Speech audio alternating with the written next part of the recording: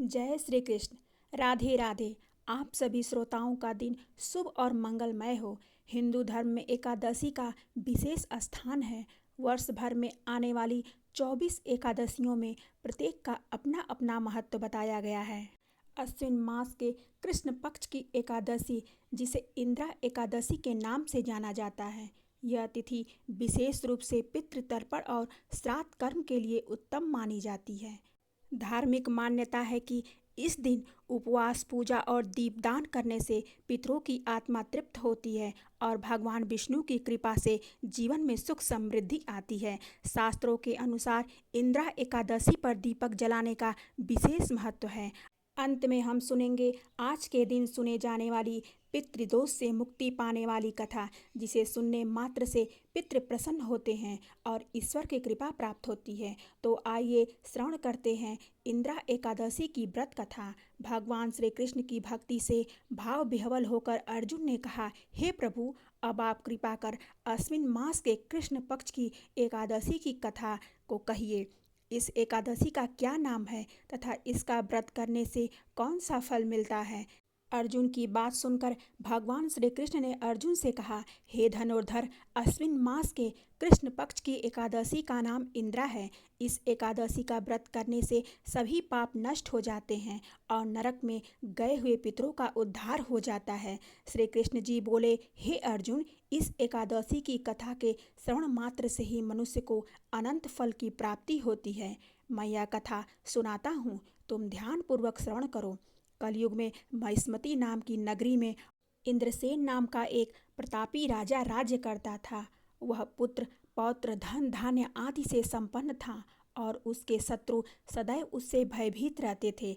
एक दिन राजा अपनी राज्य सभा में सुखपूर्वक बैठा था कि महर्षि नारद वहां आए। नारद जी को देखकर राजा आसन से उठा, प्रणाम करके उन्हें आदर सहित आसन दिया। तब महर्षि नारद ने कहा, हे राजन, मैं आपके राज्य में सब कुशल तो है। मैं आपकी धर्मपरायणता देखकर अत्यंत प्रसन्न हूँ। राजा ने कहा, हे देवर्षि नारद, आपकी कृपा से मेरे राज्य में सब कुशल पूर्वक है तथा आपकी कृपा से मेरे सभी यज्ञ कर्म आदि सफल हो गए हैं। हे महर्षि, अब आप कृपा कर यह बताएं कि आपका यहाँ आगमन किस प्रयोजन से हुआ है और मैं आपकी क्या सेवा करूं। महर्षि नारद ने कहा, हे नृपोत्तम, मुझे एक महान विस्मय हो रहा है कि एक बार जब मैं ब्रह्मलोक में यमलोक गया था, तब मैंने यमराज की सभा में तुम्हारे पिता को बैठे देखा। तुम्हारे पिता महान ज्ञानी, दानी तथा धर्मात्मा थे, परंतु एकादशी के व्रत के खंडित हो जाने के कारण यह यमलोक को गए। तुम्हारे पिता ने तुम्हारे लिए एक संदेश भेजा है। राजा ने उत्सुकता से पूछा, हे देवर्षि, यमलोक से मेरे पिता ने क्या संदेश भेजा है? कृपा कर यथाशीघ्र बताइए। देवर्षि नारद कहते हैं, राजन, तुम्हारे पिता ने मुझे अपने पास बुलाया और कहा, हे देवर्षि नारद, आप मेरे पुत्र इंद्रसेन से, जो कि महिष्मती नगरी का राजा है, उसके पास जाकर एक संदेश देने की कृपा करें कि मेरे किसी पूर्व जन्म के बुरे कर्म के कारण ही मुझे यह लोक मिला है। यदि मेरा पुत्र अश्विन मास के कृष्ण पक्ष की इंदिरा एकादशी का व्रत करे और उस व्रत के फल को मुझे दे दे तो मेरी मुक्ति हो जाएगी। मैं भी इस लोक से छूटकर स्वर्ग लोक में वास करूं। इंद्रसेन को अपने पिता के यमलोक में पड़े होने की बात सुनकर महान दुख हुआ और उसने नारद जी से कहा, हे देवर्षि नारद जी, यह तो बड़े दुख का समाचार है कि मेरे पिता यमलोक में पड़े हैं। मैं उनकी मुक्ति का उपाय अवश्य करूँगा। आप मुझे इंदिरा एकादशी व्रत का विधान बताने की कृपा करें। नारद जी ने कहा, हे राजन, अश्विन मास के कृष्ण पक्ष की एकादशी के दिन प्रातःकाल श्रद्धापूर्वक स्नान करना चाहिए। इसके उपरांत दोपहर को भी स्नान करना चाहिए। उस समय जल से निकलकर श्रद्धापूर्वक पितरों का श्राद्ध करें और उस दिन एक समय भोजन करें और रात्रि को पृथ्वी पर शयन करें। इसके दूसरे दिन अर्थात एकादशी के दिन नित्य कर्मों से निवृत्त होकर स्नान आदि के उपरांत भक्तिपूर्वक व्रत को धारण करें और इस प्रकार संकल्प करें कि मैं आज निराहार रहूँगा और सभी भोगों का त्याग कर दूंगा। इसके उपरांत अगले दिन भोजन करूंगा। हे ईश्वर, आप मेरी रक्षा करने वाले हैं, कृपया आप मेरे उपवास को संपूर्ण कराइए। इस प्रकार आचरण करके दोपहर को भगवान शालिग्राम की प्रतिमा को स्थापित करें और ब्राह्मणों को बुलाकर भोजन कराएं। भोजन का कुछ हिस्सा गाय को अवश्य दें और भगवान विष्णु का धूप दीप नैवेद्य आदि से पूजन करें तथा रात्रि को जागरण करें। तदुपरांत द्वादशी के दिन मौन रहकर बंधु बांधवों सहित भोजन करें। हे राजन, यह इंद्रा एकादशी के व्रत की विधि है। यदि तुम आलस्य त्याग कर इस एकादशी के व्रत को करोगे तो तुम्हारे पिता अवश्य ही स्वर्ग के अधिकारी बन जाएंगे। नारद जी राजा को सब विधि विधान समझाकर अंतर्ध्यान हो गए। राजा ने इंद्रा एकादशी के आने पर उसका विधि विधान पूर्वक व्रत किया। बंधु बांधवों सहित इस व्रत के करने से आकाश से पुष्पों की वर्षा हुई और राजा के पिता यमलोक से रथ पर चढ़कर स्वर्ग को चले गए। इस एकादशी के प्रभाव से राजा इंद्रसेन भी इहलोक से सुख भोग कर अंत में स्वर्ग लोक का गए। आगे भगवान श्री कृष्ण ने कहा, हे कुंती पुत्र, यह मैंने तुम्हारे सामने इंद्रा एकादशी के महात्म्य का वर्णन किया। इस कथा के पढ़ने व सुनने मात्र से ही सभी पापों का शमन हो जाता है और अंत में मनुष्य स्वर्ग लोक का अधिकारी बनता है। भगवान श्री कृष्ण कहते हैं, हे अर्जुन, मनुष्य जो भी प्रण करे उसे चाहिए कि वह उसको तन मन धन से पूरा करे। किसी भी कार्य का प्रण करके उसे तोड़ना नहीं चाहिए। एक बार प्रेम से बोलिए श्री कृष्ण भगवान की जय। अब आइए सुनते हैं एकादशी के दिन सुने जाने वाली श्री शालिग्राम जी की पुण्य फल प्रदान करने वाली सच्ची कथा। एक कसाई था, सदना। वह बहुत ईमानदार था। वो भगवान के नाम और कीर्तन में मस्त रहता था। यहाँ तक कि मांस को काटते बेचते हुए भी वह भगवान का नाम गुनगुनाता रहता था। एक दिन वह अपनी ही धुन में अर्थात भगवान के नाम को जपते हुए कहीं जा रहा था कि उसके पैर से एक पत्थर टकराया। वह रुक गया और उसने देखा एक काले रंग के गोल पत्थर से उसका पैर टकरा गया है। उसने वह पत्थर उठा लिया और अपनी जेब में रख लिया, यह सोचकर कि यह मांस तौलने के काम आएगा। वापस आकर उसने वह पत्थर मांस के वजन को तोलने के काम में लगाया। कुछ ही दिनों में उसने समझ लिया कि यह पत्थर कोई साधारण नहीं है, क्योंकि जितना वजन उसको तौलना होता पत्थर उतने वजन का ही हो जाता। धीरे धीरे यह बात फैलने लगी कि सदना कसाई के पास वजन करने वाला पत्थर है। वह जितना चाहता है पत्थर उतना ही तौल देता है। अगर किसी को 1 किलो मांस देना होता है तो तराजू ने उस पत्थर को एक तरफ डालने पर दूसरी ओर 1 किलो का मांस ही तोलता। अगर किसी को 2 किलो चाहिए होता है तो वह पत्थर 2 किलो के भार जितना हो जाता है। इस चमत्कार के कारण उसके यहाँ लोगों की भीड़ जुटने लगी। भीड़ जुटने के साथ ही सदना की दुकान की बिक्री बढ़ गई। यह बात एक ब्राह्मण तक भी पहुंच गई। हालांकि ऐसी अद्भुत जगह पर नहीं जाना चाहते थे जहां मांस कटता व बिकता हो, किंतु चमत्कारी पत्थर को देखने की उत्सुकता उसे सदना की दुकान तक खींच लाई। दूर से खड़ा वह सदना कसाई को मांस तौलते देखने लगा। उसने देखा कि कैसे वह पत्थर हर प्रकार के वजन को बराबर तौल रहा है। ध्यान से देखने पर उसके शरीर के रोंवे खड़े हो गए। भीड़ से छटने अर्थात कम होने के बाद ब्राह्मण सदना कसाई के पास गया। ब्राह्मण को अपनी दुकान में आया देखकर सदना कसाई भी प्रसन्न हुआ और आश्चर्यचकित भी। बड़ी विनम्रता से सदना ने ब्राह्मण को बैठने के लिए स्थान दिया और पूछा वह उनकी क्या सेवा कर सकता है। ब्राह्मण बोले, तुम्हारे इस चमत्कारिक पत्थर को देखने के लिए ही मैं तुम्हारी दुकान पर आया हूँ, या यूँ कहो कि ये चमत्कारी पत्थर ही मुझे खींचकर तुम्हारी दुकान तक ले आया है। बातों ही बातों में उन्होंने सदना कसाई को बताया कि जिसे वह पत्थर समझकर वो मांस तौल रहा है, वास्तव में वो शालिग्राम जी हैं, जो कि भगवान का स्वरूप होता है। शालिग्राम जी को इस तरह गले कटे मांस के बीच रखना और उनसे मांस तौलना बहुत बड़ा पाप है। सदना बड़ा ही सरल प्रवृत्ति का भक्त था। ब्राह्मण की बात सुनकर उसे लगा कि अनजाने में तो मैंने बहुत बड़ा पाप कर दिया। अनुनय विनय करके सदना ने वह शालिग्राम उन ब्राह्मण को दे दिया और कहा कि आप तो ब्राह्मण हैं, इसलिए आप ही इनकी सेवा परिचर्या करके इन्हें प्रसन्न करें। मेरे योग्य कुछ सेवा हो तो मुझे अवश्य बताएं। ब्राह्मण शालिग्राम शिला को बहुत सम्मान से घर ले आए। घर आकर उन्होंने श्री शालिग्राम जी को स्नान कराया। तत्पश्चात पंचामृत से अभिषेक किया। वह पूजा अर्चना आरंभ कर दी। कुछ दिन ही बीते थे कि उन ब्राह्मण के स्वप्न में भगवान श्री शालिग्राम जी आए और कहने लगे कि हे ब्राह्मण, मैं तुम्हारी सेवा से अत्यंत प्रसन्न हूँ, किंतु तुम मुझे उसी कसाई के पास छोड़ आओ। स्वप्न में ही ब्राह्मण ने भगवान शालिग्राम से कारण पूछा, तो उत्तर मिला कि तुम मेरी पूजा अर्चना करते हो, मुझे अच्छा लगता है, परंतु जो भक्त मेरे नाम का गुणगान कीर्तन करते रहते हैं उनको मैं अपने आप को भी बेच देता हूँ। सदना तुम्हारी तरह मेरी सेवा नहीं करता, परंतु वह हर समय मेरा नाम गुनगुनाता रहता है, जो कि मुझे बहुत अच्छा लगता है। इसलिए तो मैं उसके पास गया था। ब्राह्मण अगले दिन ही सदना कसाई के पास गया और उनको प्रणाम करके सारी बात बताई। तत्पश्चात श्री शालिग्राम जी को उन्हें सौंप दिया। ब्राह्मण की बात सुनकर सदना कसाई की आंखों से आंसू आ गए। मन ही मन उन्होंने मांस बेचने खरीदने के कार्य को तिलांजलि देने की सोची और निश्चय किया कि यदि मेरे ठाकुर जी को कीर्तन पसंद है तो मैं अधिक से अधिक समय नाम कीर्तन ही करूँगा। तो ऐसे हैं हमारे भगवान श्री शालिग्राम जी। भगवान तो बस भाव के भूखे हैं। जहाँ भाव होता है वहीं भगवान होते हैं। एक बार प्रेम से बोलिए श्री शालिग्राम भगवान की जय।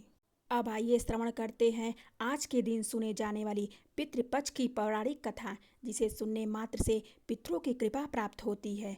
प्रिय श्रोताओं, पितृपक्ष के इस पावन दिनों में प्रतिदिन सुनाई जाने वाली केवल श्रवण के लिए ही नहीं होती, अपितु वे हमारे पूर्वजों के प्रति कृतज्ञता प्रकट करने का एक साधन भी है। शास्त्रों में भी स्पष्ट कहा गया है, यदि इन कथाओं के पुण्य को श्रद्धा भक्ति सहित अपने पितरों को समर्पित किया जाए तो उन्हें मोक्ष की प्राप्ति होती है। गरुड़ पुराण में भी पितृमुक्ति के विविध उपाय बताए गए हैं और आज जब हमें यह दुर्लभ अवसर प्राप्त हुआ है तो हमें हृदय की गहराइयों से इन कथाओं का श्रवण कर उनके पुण्य को पितरों को अर्पित करना चाहिए और यही सच्ची संतति सेवा और उनका परम तर्पण है।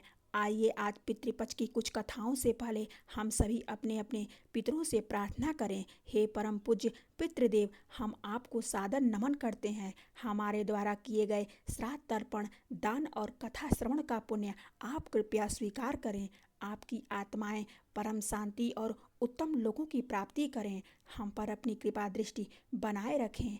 हमें धर्म सद्गति और संतान सुख का आशीर्वाद दें। आपकी स्मृति और आशीर्वाद से ही हमारा जीवन सफल और मंगलमय हो। प्रिय श्रोताओं, साल में एक बार आने वाले इन पवित्र 16 दिनों को हमारे पूर्वजों को समर्पित माना गया है। ऐसा विश्वास है कि पितृपक्ष के दिनों में पितर धरती पर आते हैं और अपने वंशजों द्वारा किए गए श्राद्ध तर्पण और पिंडदान को स्वीकार करते हैं। पितृपक्ष की परंपरा को समझने के लिए कई पौराणिक कथाएं मिलती हैं, तो चलिए उन्हीं के बारे में आज के इस वीडियो में हम सुनने वाले हैं। पितृपक्ष के महत्व को समझाने वाली सबसे लोकप्रिय कथा महाभारत के महान योद्धा कर्ण से जुड़ी हुई है। कथा के अनुसार जब कर्ण का देहावसान हुआ और उनकी आत्मा स्वर्ग में पहुंची तो उन्हें वहां भोजन की थाल में सोना और आभूषण परोसे गए। कर्ण को देखकर बड़ा आश्चर्य हुआ, क्योंकि उन्होंने तो अपने जीवन में दान खूब किए थे। तब उन्होंने देवराज इंद्र से पूछा कि इसका क्या कारण है कि बाकी सबको तो भोजन परोसा जा रहा है लेकिन उन्हें भोजन नहीं दिया जा रहा है। तब इंद्रदेव ने उत्तर दिया, हे कर्ण, तुमने जीवन भर सोने और आभूषणों का दान तो खूब किया, लेकिन कभी अपने पितरों को अन्न का दान नहीं किया। इसी कारण तुम्हें यहाँ भोजन नहीं मिल रहा है। कर्ण ने विनम्रतापूर्वक कहा कि मुझे अपने पितरों के बारे में ज्ञान ही नहीं था, इसलिए मैं कभी उन्हें अन्न का दान नहीं दे पाया। कर्ण की इस बात से प्रभावित होकर इंद्रदेव ने उन्हें 16 दिनों के लिए पृथ्वी पर लौटने का अवसर दिया और उन 16 दिनों में कर्ण ने अपने पितरों का श्राद्ध तर्पण और अन्नदान किया और यही 16 दिन पितृपक्ष कहलाए। महाभारत में भी पितृपक्ष का उल्लेख मिलता है। कहा जाता है कि भीष्म पितामह ने युधिष्ठिर महाराज को श्राद्ध के महत्व और नियमों के बारे में बताया था। उन्होंने कहा था कि अश्विन मास के कृष्ण पक्ष में पितरों का स्मरण करके श्राद्ध करने से पितर प्रसन्न होते हैं और अपनी संतानों को आशीर्वाद देते हैं। भीष्म पितामह ने श्राद्ध की विधि समझाते हुए आगे कहा कि सबसे पहले पिता के लिए पिंडदान करना चाहिए, इसके बाद दादा के लिए और फिर परदादा के लिए। प्रत्येक पिंडदान करते समय साधक को एकाग्रचित होकर गायत्री मंत्र का जाप करना चाहिए और सोमाय पितृते स्वाहा का उच्चारण करना चाहिए। भीष्म पितामह ने युधिष्ठिर महाराज को पितृपक्ष के इतिहास से जुड़ी कथा के बारे में भी बताया, जिसके अनुसार अत्रि मुनि के वंश में ऋषि निमि का जन्म हुआ था। उनके पुत्र श्रीमान की कम आयु में ही मृत्यु हो गई, जिससे वे बड़े दुखी हुए। पुत्र वियोग से पीड़ित होकर उन्होंने अमावस्या के दिन ब्राह्मणों को भोजन कराया और पिंडदान किया। मान्यता है कि इसके बाद अन्य ऋषियों ने भी पितरों का श्राद्ध करने की इस परंपरा को अपनाया और धीरे धीरे समाज के चारों वर्णों के लोग अपने अपने पितरों के लिए अन्न अर्पित करने लगे। एक और कथा के अनुसार निमि ऋषि द्वारा अर्पित लगातार श्राद्ध का भोजन करने से पितरों को अजीर्ण यानी भोजन ना पचने वाली समस्या हो गई और वे इस पीड़ा से दुखी होकर श्री ब्रह्मा जी के पास पहुँचे। तब ब्रह्मा जी ने अग्निदेव की ओर संकेत करते हुए कहा कि वे ही पितरों का कष्ट दूर करेंगे। अग्निदेव ने कहा कि अब से वे भी पितरों और देवताओं के साथ श्राद्ध का भोजन किया करेंगे और उनकी उपस्थिति से भोजन पचने में कोई बाधा नहीं आएगी। तभी से श्राद्ध की शुरुआत अग्नि को आहुति देकर की जाने लगी। महाभारत के अनुसार अग्नि में हवन करने के बाद पितरों के निमित्त किए जाने वाले पिंडदान को ब्रह्म राक्षस भी दूषित नहीं कर सकते और श्राद्ध में अग्निदेव को उपस्थित देखकर राक्षसगण वहां से भाग जाते हैं। इसलिए श्राद्ध में अग्नि का विशेष महत्व है। गरुड़ पुराण में श्राद्ध का महत्व बहुत सुंदर ढंग से समझाया गया है। इसमें कहा गया है कि मृत्यु के बाद आत्मा की शांति और पितर ऋण से मुक्ति के लिए पितृपक्ष में श्राद्ध करना अनिवार्य है। इस समय पितर धरती पर आते हैं और अपने वंशजों द्वारा अर्पित अन्न जल को स्वीकार करते हैं, लेकिन प्रश्न उठता है कि यह अन्न जल आखिर पितरों तक पहुंचता कैसे है। तो गरुड़ पुराण में बताया गया है कि दो दिव्य पितर विश्वदेव और अग्निश्रवा अर्पित भोजन को पितरों तक पहुंचाते हैं। अगर पितर देव योनि में है तो अन्न अमृत बनकर पहुंचता है, मनुष्य योनि में है तो अन्न के रूप में, पशु योनि में है तो घास बनकर, नाग योनि में है तो वायु बनकर और यक्ष योनि में है तो पान के रूप में पहुंचता है। श्राद्ध के समय ब्राह्मणों को भोजन कराने से पहले 5 पत्तों पर अलग अलग हिस्से निकाले जाते हैं। पहला हिस्सा गाय के लिए, दूसरा कुत्ते के लिए, तीसरा चींटी के लिए, चौथा कौवे के लिए और पांचवा देवताओं के निमित्त। मान्यता है कि पितर इन रूपों में धरती पर आते हैं और अन्न को स्वीकार करते हैं। इन 5 पत्तों पर निकाला गया भोजन पंच बलि भी कहलाता है। आइए अब सुनते हैं पितृपक्ष की सबसे प्रचलित कथा। प्राचीन कथा के अनुसार जोगे और भोगे नाम के 2 भाई थे। दोनों अलग अलग घरों में रहा करते थे। जोगे के पास धन की कोई कमी नहीं थी, लेकिन भोगे बहुत ही निर्धन था। फिर दोनों भाइयों में बहुत प्रेम था, लेकिन जोगे की पत्नी को धन का बड़ा अभिमान था। वहीं भोगे की पत्नी सुशील और शांत स्वभाव की थी। पितृपक्ष आने पर जोगे की पत्नी ने उसके पितरों का श्राद्ध करने के लिए कहा तो जोगे इसे व्यर्थ का कार्य समझकर टालने की कोशिश करने लगा। लेकिन जोगे की पत्नी को तो केवल अपनी शान दिखाने के लिए श्राद्ध का कार्यक्रम करना चाहती थी, ताकि वह अपने मायके पक्ष के लोगों को बुलाकर उनकी दावत कर सके। जोगे की पत्नी ने कहा कि मुझे कोई परेशानी ना हो, इसलिए आप ऐसा कह रहे हैं, लेकिन मैं सच कह रही हूँ, मुझे इसमें कोई परेशानी नहीं है। मैं भोगे की पत्नी को सहायता के लिए बुला लूँगी और फिर हम दोनों मिलकर सारा काम कर लेंगे। दूसरे दिन भोगे की पत्नी सुबह आकर सारा श्राद्ध का काम करने लगी। उसने तरह तरह के अनेकों पकवान बनाए। फिर सभी काम निपटाने के बाद वह अपने घर वापस आ गई, क्योंकि उसे भी पितरों का तर्पण करना था। उधर कुतप काल में जब पितर भूमि पर उतरे तो वे जोगे के यहाँ गए। वहाँ उन्होंने देखा कि उसके ससुराल पक्ष के सभी लोग भोजन पर जुटे हुए हैं और वे उनके पहले भोजन कर रहे हैं। यह सब देखकर पितर बड़े निराश हुए। इसके बाद वे भोगे के यहाँ गए तो देखने लगे कि पितरों के नाम पर केवल यज्ञ ही दे दी गई है। पितर उसकी ही राख चाटने लगे और फिर भूखे ही नदी के तट पर पहुंच गए। कुछ ही देर में सारे पितर अपने अपने यहाँ का श्राद्ध ग्रहण करके इकट्ठे हो गए और बताने लगे कि उनकी संतानों ने किस किस तरह के से उनके लिए श्राद्ध में पकवान बनाए, किस तरह से उनका स्मरण किया गया। जोगे और भोगे के पितरों ने भी अपना सारा हाल बताया। उन्होंने सोचा कि अगर भोगे निर्धन ना होता और श्राद्ध करने में समर्थ होता तो शायद उन्हें भूखा वापस नहीं आना पड़ता, क्योंकि भोगे के घर में तो खाने के लिए भी 2 जून तक की रोटी नहीं थी। यह सारी बातें सोचकर पितरों को भोगे पर दया आ गई। यह सोचकर पितर अचानक से नाच नाच कर गाने लगे कि भोगे के घर में धन हो जाए, भोगे के घर में धन हो जाए। सांझ का समय हो चला था, लेकिन भोगे के घर में खाने के लिए कुछ भी नहीं था और उसके बच्चे भी सुबह से भूखे थे। बच्चों ने अपनी माँ से कहा कि माँ, भूख लगी है। तब उन्हें टालने के लिए गुस्से में गरजकर भोगे की पत्नी ने कहा कि जाओ, आंगन में हौदी रखी है, उसे जाकर खोल लो, उसमें जो कुछ भी मिल जाए आपस में बांट कर खा लेना। बच्चों ने जब वहां दौड़कर हौदी खोली तो वे दौड़े दौड़े अपने माँ के पास आकर कहने लगे कि माँ माँ, हौदी तो मोहरों से भरी पड़ी है। माँ को विश्वास नहीं हुआ और वह दौड़ी दौड़ी हौदी के पास आई।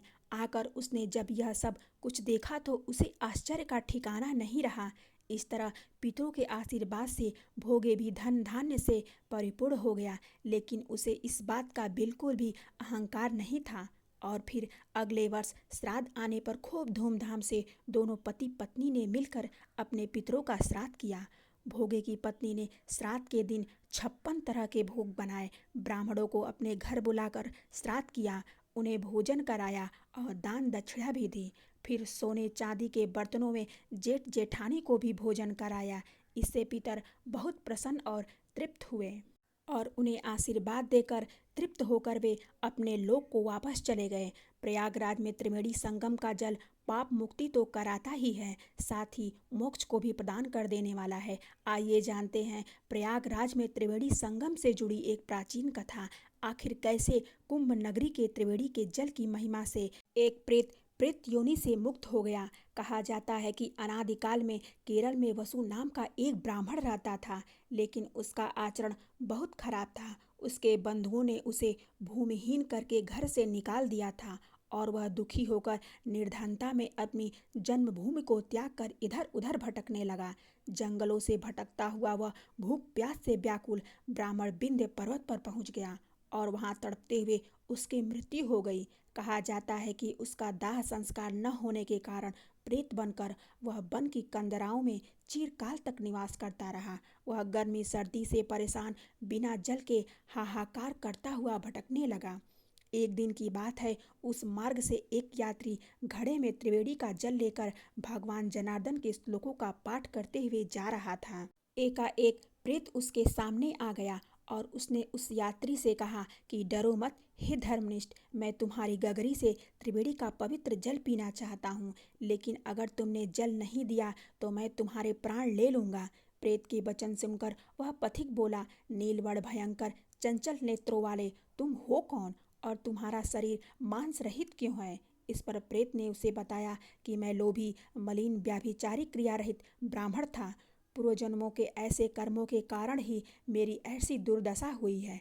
तब पथिक ने उस प्रेत को जल दे दिया। प्रेत ने जल पिया और उसी क्षण वह प्रेत योनि से मुक्त होकर दिव्य देहधारी हो गया। और उस दिव्य देहधारी पुरुष ने कहा, हे पथिक, त्रिवेणी के जल की महिमा का वर्णन कोई नहीं कर सकता। इसे तो स्वयं महादेव अपने मस्तक पर धारण करते हैं, जो अचित शक्ति वाला है। अनेकों आशीर्वाद देकर वह पिशाच प्रेत योनि से मुक्त होकर स्वर्ग लोक को चला गया।